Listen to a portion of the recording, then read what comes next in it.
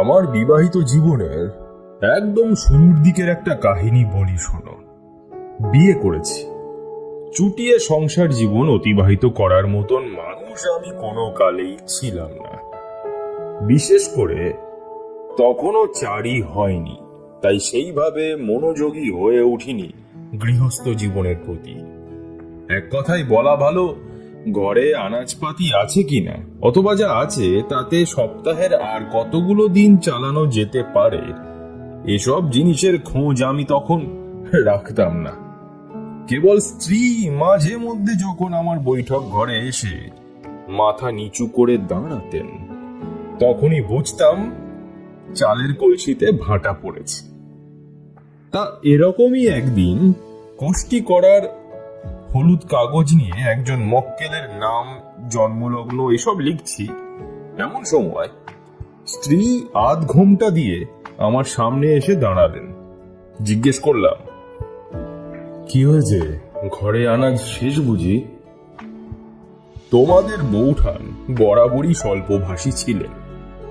আমার প্রশ্নের উত্তরে কেবল একবার ইতিবাচক মাথা নেড়ে চুপ করে দাঁড়িয়ে রইলেন। আমি হেঁসেলের থেকে বাজারের ব্যাগ নিয়ে বেরিয়ে পড়লাম হরেন মুদির দোকানের উদ্দেশ্যে। সে দোকান কিন্তু শুধু যে মুদিমালের দোকান তা নয়। সেই সময় এমনিতেই এলাকা ভিত্তিক এই সমস্ত দোকানের সংখ্যা খুবই কম ছিল, আর যে কটা ছিল তার প্রত্যেকটিতেই মুদি মাল ছাড়াও কাঁচা মাল, সবজি ইত্যাদি সমস্ত কিছুই পাওয়া যেত। আমি ছিলাম হরেনের একজন মাসোয়ারা খদ্দের। প্রথম বাকিতে সওদা নিতে একটু সংকোচ বোধ করলেও পরবর্তীতে সে লজ্জা কাটিয়ে নিয়েছিলাম বিবাহিত স্ত্রীর মুখের দিকে তাকিয়ে। আমার জীবনে যে উচ্চ পর্যায়ের পসারের কথা তোমাদের অনেক কাহিনীতেই উল্লেখ করেছি, সে সময়কালের আগের ঘটনা এটি। ইট ঢালা লাল রাস্তা ধরে এগোলে মটলেনের একদম শেষের কিনারায় ছিল হরেনের দোকান। দূরের থেকেই দেখতে পেলাম একজন ভদ্রলোক রাস্তার দিকে মুখ করে চুপ করে বসে আছে। আরো খানিকটা কাছে যেতেই বুঝতে পারলাম তার দৃষ্টি মাটির দিকে, এবং সেই দৃষ্টিপাত কোনো বস্তুকে পর্যবেক্ষণ করার জন্য নয়। মানুষটা কিছু একটা ভাবতে ভাবতে হারিয়ে গেছেন গভীর মৌনতায়। আমি তার পাশের থেকেই একটা সিঁড়ি পেরিয়ে উঠলাম দোকানের বারান্দায়। তবুও লোকটির অভিব্যক্তির কোনো পরিবর্তন হলো না। হরেন পেছন দিক ফিরে মুড়ি টিনের মধ্যে থলে থেকে মুড়ি খালি করছিল। পদশব্দে পেছন দিকে ফিরল, আমায় দেখেই বলল, আরে ঠাকুর মশাই যে এবার অনেকদিন পরে এলেন, বাড়িতে ছিলেন না নাকি? আমার মন কিন্তু ওই আগন্তুকের দিকেই অকারণে আবদ্ধ। তখন একটু ইতস্তত করে জবাব দিলাম, না, আসলে আমি আগের 2 সপ্তাহে একটু কাজে ব্যস্ত ছিলাম তো, তাছাড়া স্ত্রী বাড়িতে ছিলেন না, সেজন্য আর তেমন প্রয়োজন পড়েনি। ও আচ্ছা, দিন থলিটা দিন। লজ্জার খাতিরে এমন 2-4টে মিথ্যে কোনো সময় বলতে হয়। আসলে সে সময় স্ত্রী খুবই মেপে রান্নাবান্না করতেন। স্বামীর বর্তমান অবস্থা স্বামী মুখে প্রকাশ না করলেও প্রকৃত স্ত্রী তা বুঝতে সময় লাগে না। তোমাদের বউঠান খাদ্যদ্রব্য একেবারে বাড়ন্ত অবস্থায় না এলে আমায় বলতেন না। হরেন আমার সাপ্তাহিক বাজারের সূচির সঙ্গে অবগত, সেই কারণে আমায় আর তাকে নতুন করে কিছু বলে দেওয়া প্রয়োজন পড়তো না। আমায় সৌদা বুঝিয়ে দিতেই হরেন বেঞ্চে বসে থাকা লোকটিকে বললে, এই যে শুনছেন, এখন মনে হয় 3 ঠাকুর মক্কেল দেখছেন। সময় তো হয়ে গিয়েছে অনেকটাই, একবার গিয়ে দেখতে পারেন। এই যে পতি। হ্যাঁ, আমায় বলছেন, বলুন। হ্যাঁ বলছি, একবার ঠাকুর বাড়ি ঘুরে দেখে আসতে পারেন, বোধহয় এখন মক্কেল নেবেন। লোকটি উঠে দাঁড়ালো। এই ঠাকুর বাড়ি হচ্ছে মটলেনের অন্যতম সুখ্যাত জ্যোতির্বিনোদ তিননাথ ঠাকুরের বাড়ি। ওই অঞ্চলে গিয়েই এই গুণী মানুষটির নাম প্রতি পদে পদে প্রায়ই শুনেছি, তবে তার সাথে এও কানে এসেছে যে ভদ্রলোকের নাকি দাম্ভিকতার তোড়জোড় আছে। আগন্তুক ব্যক্তি তিননাথ ঠাকুরের বাড়ির পথ ধরল। আমিও বাজারের পুঁটলি নিয়ে দোকান থেকে বের হলাম তার পেছন পেছন। বেশ খানিকটা যাওয়ার পর সামনের প্রস্থানরত আগন্তুক হঠাৎ দাঁড়িয়ে পড়লেন। তারপর পেছন দিকে ফিরে কুঞ্চিত দৃষ্টিতে আমার দিকে চেয়ে বললেন, আপনি কি চেনেন তিননাথ ঠাকুরকে? মানে ওই দিকেই কি আপনার বাড়ি? আমি ওনার কাছে এগিয়ে গিয়ে বললাম, হ্যাঁ, আমার বাড়ির থেকে কয়েকটা বাড়ি এগিয়ে গেলেই ওনার বাড়ি। আপনি কোথা থেকে আসছেন? শেষের প্রশ্নটা সৌজন্যতা জ্ঞাপনের জন্যই বলেছিলাম নেহাত, তবে এবার ভদ্রলোকের চেহারাটা ভালো করে দেখলাম। মধ্যবয়স্ক লোকটির ব্যক্তিত্বের ছাপ আছে, চোখে মুখে এক সাম্প্রতিক দুশ্চিন্তার অন্ধকার নেমে এসেছে, এবং মানুষটি সেই দুশ্চিন্তার কথা কিভাবে জনসমক্ষে প্রকাশ করবেন সেটি নিয়ে তার মৌনদ্বন্দ্বের শেষ নেই। সে কারণেই উনি মাঝে মাঝেই হারিয়ে যাচ্ছেন ভাবনার জগতে। আমার প্রশ্নে ভদ্রলোক উত্তর দিলেন, আমি এসেছি বর্ধমানের নারায়ণগঞ্জ থেকে। খুব বিপদে পড়ে এসেছি, তার বলার অপেক্ষা রাখে না। তবে কিভাবে যে বোঝাবো। দেখুন, আপনি যার কাছে যাচ্ছেন তার বড় সুনাম এই অঞ্চলে। আপনি সমস্তটা খুলে বলতে পারেন তার কাছে, আশা করি সমাধান মিলবে। তবে আপনি মনে হয় সংকোচ বোধ করছেন বিষয়টা বলতে। ব্যাপারটা এতটাই ব্যক্তিগত অথবা ওই রকম কোনো ব্যাপার, আর আপনি চাইছেন বিষয়টা যাতে আপনার অঞ্চলের মানুষের থেকেও গোপন থাকে, এমন কোনো একটা ব্যবস্থা করতে, তাই তো? ভদ্রলোকের দুই চোখ জল জল করে উঠল। উনি আশা করেননি হয়তো আমার মুখ থেকে এই কথাগুলো। ভ্রুকুটি করে খানিকক্ষণ চেয়ে থেকে উনি বললেন, আপনি এতটা নিখুঁতভাবে জানলেন কি করে আমার যে কি অভিপ্রায়? আপনিও কি একজন? হ্যাঁ, আমি এখানে নতুন এসেছি, একটু আধটু জ্যোতিষকর্ম জানি। অভিজ্ঞতার যদি কথা জানতে চান তবে সেটি আমার ব্যক্তিগত সঞ্চয় বলতে পারেন। লোকমুখে প্রচলিত সুনাম বা অভিজ্ঞতা আমার তেমন নেই। মানুষটি এই কথা শুনে খানিক উৎসুক দৃষ্টিতে আমাকে আপাদমস্তক নিরীক্ষণ করলেন, তারপর বললেন, আমার আপনার মতো একজনকে দরকার ঠাকুর মশাই। জানি না আপনি আমাকে এই বিপদ থেকে মুক্ত করতে পারবেন কি না। একটি বার শুনে দেখবেন আমার সমস্যার কথা। অবশ্যই, কেন শুনবো না। তবে যেহেতু আপনি তিননাথ ঠাকুরের কাছে এসেছেন, সেখানে আমি নিজের থেকে আপনার সিদ্ধান্তে ভাঙচি দিতে চাই না। তবে হ্যাঁ, সমস্যার কথা আপনি বলতেই পারেন। যদি আমার সাধ্যের মধ্যে হয় তবে আমি উপকার করার চেষ্টা করব, কিন্তু এখানে দাঁড়িয়ে এসব আলোচনা ঠিক হবে না। আপনি আমার বাড়িতে চলুন, আসুন, ওই সামনেই আমার বাড়ি। আমি ভদ্রলোককে সঙ্গে নিয়ে বাড়িতে এলাম। ওনাকে বৈঠক ঘরে বসিয়ে গিন্নির হাতে বাজারের থলে দিয়ে আমিও এসে বসলাম তক্তপোষে। বললাম, বলুন, এমন কি সমস্যায় পড়েছেন যেটি সমাধানের ব্যাপারে আপনার এত সাবধানতা? ভদ্রলোক চিন্তাসুলভ মুখে মাথা নামিয়ে রাখলেন কিছুক্ষণ, তারপর ধীরে ধীরে মাথা তুলে বলতে শুরু করলেন, আমার নাম রামজীবন চৌধুরী। নারায়ণগঞ্জে আমার পৈতৃক সুনাম বিস্তর। আমার একটি ছোট ভাই আছে, তার নাম প্রাণগোপাল চৌধুরী। বাবা চলে গেছেন প্রায় 10 বছর হয়ে গেছে। বাবার শেষ ইচ্ছেটা রাখতে পারেনি ঠাকুরমশাই।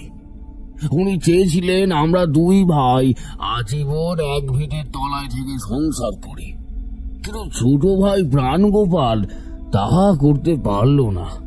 বিভিন্ন ছোটখাটো পারিবারিক বিষয় তুলে নিয়ে দ্বন্দ্ব করে খানিকটা জোরপূর্বক বিষয় সম্পত্তি ভাগাভাগি করে আলাদা বাড়ি করে সেখানে চলে যায় পরিবার নিয়ে।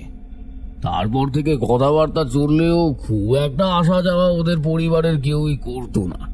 তাই আমরাও কয়েকদিন যেচে যেচে কথা বলে এক সময় গিয়ে কথা বন্ধই করে দিই।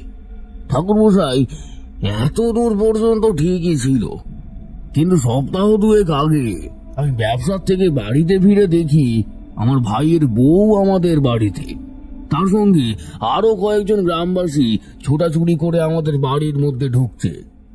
আমি রাগী পায়ে বাড়িতে ঢুকলাম।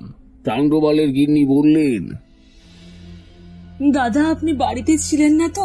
একটা ভীষণ বিপদ হয়েছে তো, আমি না দেখতে পেলে আজ।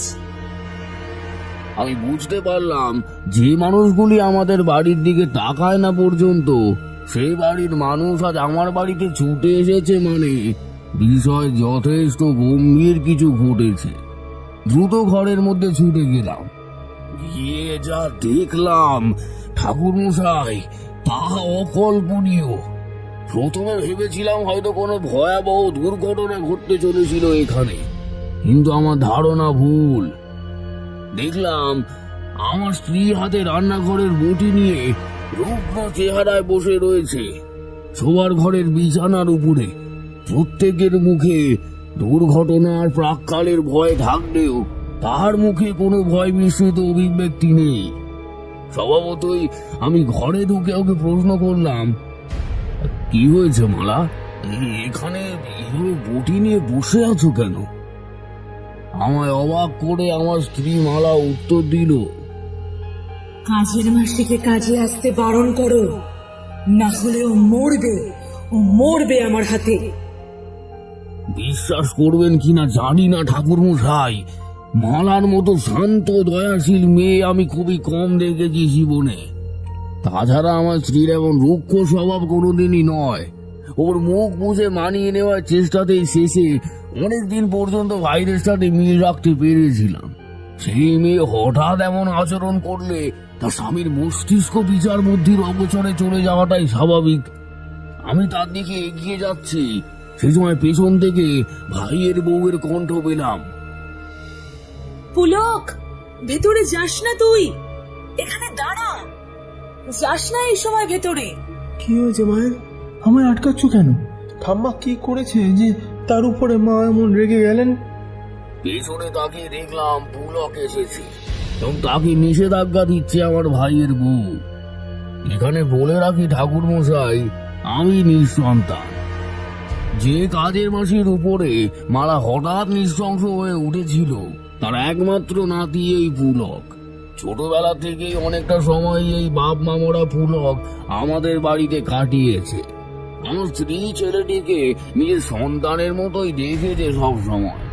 এই ছেলেটির মুখে আমার স্ত্রীকে মা বলে সম্বোধনটাও আমার স্ত্রীরই সিদ্ধান্ত, এবং যেটি নেওয়া হয়েছে এই গত 2 মাস আগে। তবে আমায় পুলক কর্তাবাবু বলেই ডাকে। সে যাই হোক, আমি আমার স্ত্রীকে বললাম, তুমি কি দুর্গা মাসিকে খুন করতে যাচ্ছিলে? আমার কথা শুনে মালা ঠোঁটের কোনায় একটা মৃদু তাচ্ছিল্যের হাসি ফুটে উঠল। সে কোনো উত্তর না দিয়ে বিছানায় শুয়ে পড়ল উপর হয়ে। এবার আমি বাইরে বেরিয়ে এলাম। যে কজন লোক জড়ো হয়েছে প্রত্যেকের মুখে বিস্ময় ও আতঙ্কের ছাপ। ইতিমধ্যে এখানে আমার অবর্তমানে ঘটনা কি ঘটেছে তার উঠে গেছে লোকজনের মুখে। আমি আমার ভাইয়ের বউয়ের দিকে তাকাতে সে বলল, আমি তো জামা কাপড় শুকোতে দেওয়ার জন্য উঠোনে এসেছিলাম, তখনই দেখলাম দুর্গা মাসি আপনাদের বাড়িতে কাজে ঢুকছে। ঠিক তখনই মালাদি ছুটে এলো বাইরে, হাতে আঁশ বটি নিয়ে। তখনই শুনতে পেলাম, নিজের নাতিটাকে ঠিক এই বাড়িতে গছিয়ে দিয়েছিস তাই না? সম্পত্তির লোভ খুব তোদের মতো মানুষের। যা, বেরিয়ে যা, বাড়ি থেকে এক্ষুনি বেরিয়ে যা। এসব বলে তেড়ে গেল দুর্গা মাসির দিকে। আমি দৌড়ে এসে তাকে ফিরিয়ে দিলাম বাড়িতে। আমার দেখা মাত্রই দিদি কোনো কথা না বলে ঘরে গিয়ে বসে পড়লো, আর তারপরেই আপনি এলেন। এই ঘটনা শুনে আমি যতটা না লজ্জিত হয়েছি তার থেকে বেশি পড়ে গেছি এক সমুদ্র কৌতূহলের মুখে। আসলে যে গৃহিণীর সাথে এত বছর ঘর করে আসছি তাকে আমি তো খুব কাছ থেকেই চিনি। তার এই প্রতিহিংসা পরায়ণ রূপ মোটেই তার চারিত্রিক বহিঃপ্রকাশ নয়। এই ব্যাপারটা মেনে নিতে আমার অসুবিধা হওয়ারই কথা। বিশ্বাস জাগলো মনে যে নিশ্চয়ই কিছু এর বাইরে ঘটেছে, যে বিষয়ে আমার স্ত্রী বলতে পারবে, যেগুলো বাদ বাকি কেউ জানে না। আমি প্রত্যেকের সামনে নতমস্তকে বললাম, আচ্ছা, আপনারা সকলে যে যার বাড়িতে যান। মালার এইরূপ আচরণের জন্য আমি আন্তরিকভাবে মর্মাহত। আমি ওর সাথে কথা বলে দেখছি ওর কি হয়েছে। এই কথা বলে আমি বাড়ির ভেতরে ঢুকছি, এমন সময় দেখি আমার ছোট ভাই প্রাণগোপাল তার উঠোনে দাঁড়িয়ে উচ্চস্বরে বলে উঠল, দুধের স্বাদ কি আর ঘোলে মেটে? নিজের সন্তান নেই বলি অন্যের সন্তানকে ছেলে ডেকেছিল, এখন আর মেনে নিতে পারছে না। নিশ্চয় সে রক্তের টানের অভাবটা। ডাইনি হয়ে উঠছে দিন দিন, ডাইনি। সবাই কিন্তু সাবধান। মুখ সামনে কথা বলো প্রাণগোপাল, মুখে যা আসছে তাই বলছো, তাই না? হ্যাঁ বলছি, কারণ আজ যদি দুর্গা মাসে কিছু একটা হয়ে যেত তাহলে অপবাদটা শুধু তোমার নয়, আমাকেও বইতে হতো। কারণ ভাগ্যের বিপর্যয় আমি তো তোমারই ভাই। বলে সে ভেতরে চলে গেল। আমি আর এই কথার কোনো উত্তর দিলাম না, বরং উত্তর দেওয়াটা অশান্তির উদ্রেক করবে সেজন্য আমি ঘরে চলে এলাম। আমাদের নারায়ণগঞ্জ জায়গাটা একেবারেই অজপাড়া গ্রাম। ওখানে কোনো কথা উঠলে তা বাতাসের মতন ছড়িয়ে পড়ে। ফলে ভাইয়ের মুখের এই কথা ছড়িয়ে পড়ল চারিদিকে। আমার কাজ বাজ বন্ধ হলো। স্ত্রীর ভেতরে কেমন একটা বদল হয়েছে ঠাকুর মশাই। রান্না বান্না আমাকেই করতে হয়। সেই যে বিছানায় শুয়েছে তারপর থেকে কোনো কাজেই যেন মন নেই তার। মাঝে মাঝেই অস্বাভাবিক কেমন একটা হয়ে যায়, তবে সেটা খুবই কম সময়ের জন্য। তাহলে কি ঠাকুর মশাই, আমার ভাইয়ের কথাটাই কি ঠিক, বা ওই জাতীয় কিছু? কি হয়ে গেল মালার সঙ্গে সেই দিনের পর থেকে? আমরা তো কোনোদিনও কারো ক্ষতি করেছি বলে মনে পড়ে না। আমার শাশুড়িকে রেখে এসেছি ওর কাছে, সেও মেয়ের এমন অবস্থা দেখে দুশ্চিন্তাগ্রস্ত এবং তার সাথে মর্মাহত। মনের মধ্যে এমন দ্বন্দ্ব নিয়ে চলাফেরা করছি ঠাকুর মশাই, মাঝে মাঝেই হারিয়ে যাচ্ছি বাড়ির চিন্তায়। আচ্ছা, আপনি কি বুঝতে পারলেন কিছু আমার কথাগুলো শুনে? এইটুকু বলে রামজীবন পাঞ্জাবির কোঁচা দিয়ে চোখ মুছল। আমি বুঝতে পারলাম কেন এই লোকটির মন সব সময় অবচেতন হয়ে পড়ছে। যে ঘটনা শুনলাম রামজীবনের মুখে, তা মোটেই সান্ত্বনা দিয়ে দেওয়ার মতন বিষয় নয়। তবে আসল ঘটনাটা কি ঘটছে সেটা নিজের চোখে না দেখলে মটলেনে বসে তা বলে দেওয়া সম্ভব নয়। তাই বললাম, দেখুন চৌধুরী মশাই, এখানে কি ঘটেছে সেটা আমি জানি না, তবে আপনার স্ত্রীর এই বদল যে একেবারেই মঙ্গলময় নয় তা অনুমান করতে পারছি। এদিকে আপনাকে যে কোনো একটা টোটকা তৈরি করে অথবা কোনো কবজ বানিয়ে দিয়ে দেব, সেটাও ঠিক হবে না, কারণ সেই পদ্ধতিতে সমাধান না মিললে আপনাকে আবার এখানে ছুটে আসতে হবে, যেটা আপনার পক্ষে বারবার সম্ভব নয়। তাই আমার মনে হয় নিজে একবার ঘটনাস্থলে না গিয়ে এই ব্যাপারে কোনো সিদ্ধান্ত নেওয়া ঠিক হবে না। রামজীবন চৌধুরীর চোখ উজ্জ্বল হয়ে উঠল। উনি আগ্রহী দৃষ্টিতে আমার দিকে চেয়ে বললেন, আপনি যাবেন? যাবেন আপনি আমার সঙ্গে ঠাকুর মশাই? আমি এটাই বলতে চাইছিলাম, ভাবছিলামও ওঠে। একটা বার আমার সাথে চলুন, আপনি নিজের চোখে দেখবেন সব। ট্রেন কখন বলতে পারেন? রামজীবন হাতের কবজি উল্টে সময় দেখে বলল, ঠাকুর মশাই, আর আধ ঘন্টা পরেই একটা গাড়ি রয়েছে। বেশ, একটু অপেক্ষা করুন। এই বলে আমি বাড়ির ভেতরে এলাম। স্ত্রীকে আমার বেরোনোর কথা বলতে সে একবারের জন্য হয়তো কিছু বলতে গিয়েও থেমে গেল। তার উপর সদ্য বাজারপাতি যা দরকার এনে দিয়েছি, সেজন্যে আমার মনের মধ্যে কোনো সংকোচবোধ জাগেনি। তবুও বাড়ি থেকে বেরোনোর সময় তোমাদের বউঠানের হাতে আমার সঞ্চয়ের থেকে 2 টাকার একটি নোট বের করে দিয়ে গেলাম। রামজীবনের সঙ্গে যখন নারায়ণগঞ্জে পৌঁছালাম তখন বিকেল গড়িয়েছে। তার কথা মিথ্যে নয়, আমার গ্রামের বাড়ি রামজয়পুরের থেকেও খারাপ অবস্থা এই গাঁয়ের। পাকা বাড়ির সংখ্যা হাতে গুনে বলে দেওয়া যায়, আর কাঁচা বাড়িগুলো দেখলে মনে হয় সেগুলো খুবই আপত্তিকরভাবে বার্ধক্যের স্মৃতিচিহ্ন আঁকড়ে ধরে দাঁড়িয়ে আছে।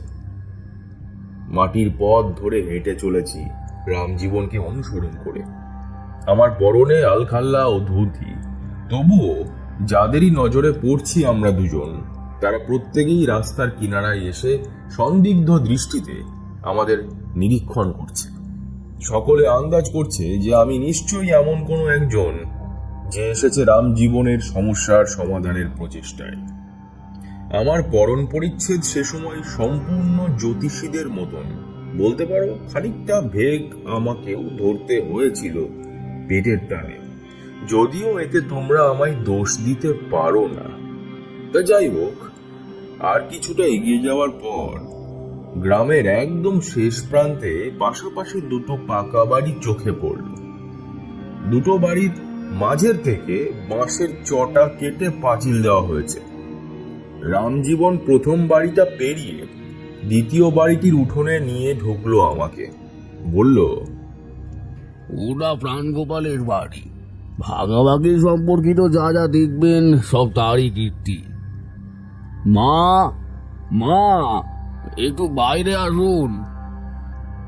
রামজীবনের ডাকে একজন বছর 60-এর বৃদ্ধা বাইরে এলেন।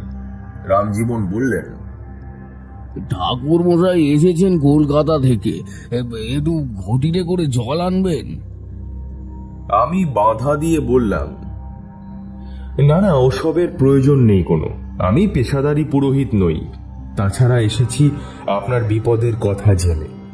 আগে আমায় নিয়ে চলুন আপনার স্ত্রীর কাছে। রামজীবন একটু ইতস্তত করে বলল, আচ্ছা আসুন ঠাকুর মশাই। আচ্ছা, মালা কিছু খেয়েছে মা? চৌধুরী মশাইয়ের শাশুড়ি নাবাচক মাথা নাড়লেন। আমি ওনাকে অনুসরণ করে ঘরের ভেতরে প্রবেশ করলাম। চৌধুরী মশাইয়ের শোবার ঘরের দরজার পর্দা সজল বাতাসে ঈষৎ দুলছে। লক্ষ্য করলাম বাইরের পড়ন্ত আলোর প্রভাবে বাড়ির ভেতরটা যতটা আলোকিত হয়ে রয়েছে, সেই আলোক ছটার বিকিরণ ওই পর্দা ভেদ করে ওই ঘরে প্রবেশ করছে না, বরং যেটুকু আলো আনুমানিকভাবে প্রবেশ করার কথা ছিল সেটুকুও যেন ওই ঘরের মধ্যে নেই। নিকষ কালো অন্ধকার সেখানে। রামজীবন পর্দা সরিয়ে ঘরের ভেতরে ঢুকে খানিক বাদে আমায় ডাকল। অসুস্থ স্ত্রীর অবস্থার ব্যাপারে নিশ্চিত হতেই যে এই বিরতি, তা বেশ বুঝতে পারলাম। আমি ভেতরে যেতেই দেখলাম এক অস্বাভাবিক দৃশ্য।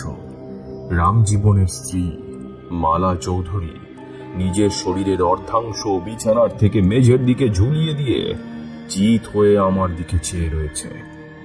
ঘরের ভিতরে একটা মৃদু পচা গন্ধ ঘুরে বেড়াচ্ছে, যে গন্ধ ওই পরিস্থিতিকে আরো বেশি ভয়াতুর করে তুলছে।